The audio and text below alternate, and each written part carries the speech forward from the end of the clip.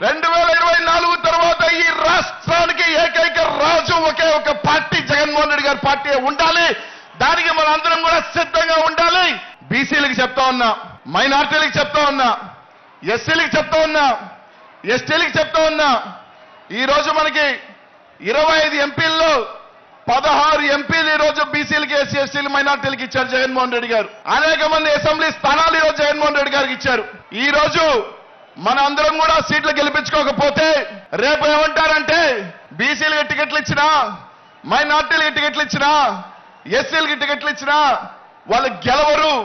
కాబట్టి జగన్మోహన్ రెడ్డి గారు చేసిన కార్యక్రమం ఫెయిల్ అంటారు. కాబట్టి ఈ రోజు జగన్మోహన్ రెడ్డి గారు ఆయన చేస్తున్న ప్రయత్నం ప్రతి బీసీ గాని, ఎస్సీ ఎస్టీ గాని, మైనార్టీకి తలెత్తుకొని ఉండాలి. వాళ్ళకి రాజ్యాధికారం ఉండాలి, వాళ్ళకి గౌరవం ఉండాలి. ఈ రాష్ట్రంలో ఆయన చేస్తున్న ఇది మీ అందరూ కూడా ఆ యజ్ఞానికి తోడుగా ఉండాలని చెప్పి మీ అందరికీ కూడా తెలియజేస్తున్నాను సోదరులారా.